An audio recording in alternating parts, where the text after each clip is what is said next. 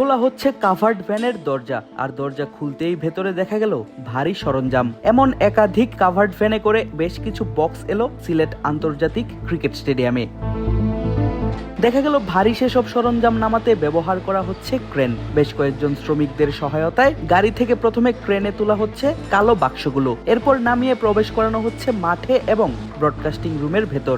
বুঝতে বাকি নেই, কালো সেসব বক্সের ভেতর রয়েছে ব্রডকাস্টিং এর বিভিন্ন সরঞ্জাম, যেগুলো দিয়ে দেখানো হবে এবারের বিপিএল। দর্শকরা ঘরে বসে টিভি কিংবা মোবাইল স্ক্রিনে দেখতে পারবেন খেলা। তবে প্রশ্ন জাগতে পারে আলাদা করে কেন কথা হচ্ছে ব্রডকাস্টারদের নিয়ে। তার আগে চলুন নজর দেয়া যাক একজনের কথার উপর।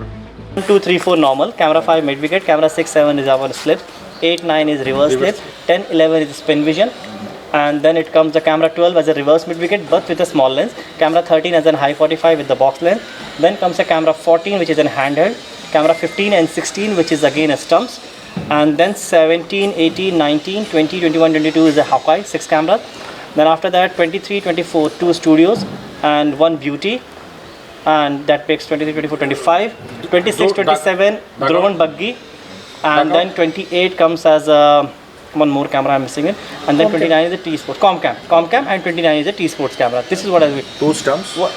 Included two stumps. Two studios? No. Dugout? No. So there is no specific camera. So we have got one handheld which you can rotate around as a dugout.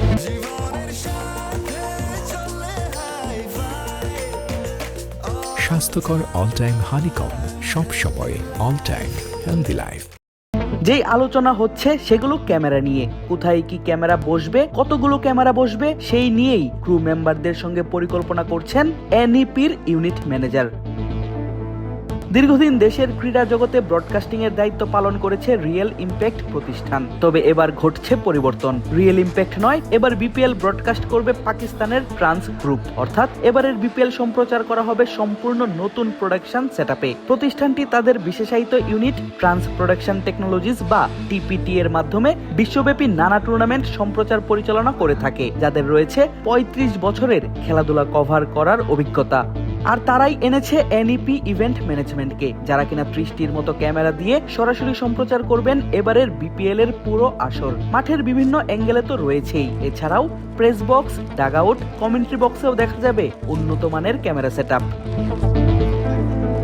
Asian cricket council, Pakistan cricket board, Afghanistan cricket board, Emirates cricket board সহ বিভিন্ন সংস্থার official broadcast production partner হিসেবে কাজ করছে trans group. নিয়মিতভাবে PSL, টি10 লিগের মতো জনপ্রিয় টুর্নামেন্টের প্রোডাকশনও পরিচালনা করে থাকেন তারা। ফলে বোঝাই যাচ্ছে এবারের বিপিএল আসর হতে যাচ্ছে আক্ষরিক অর্থেই বিশ্বমানের।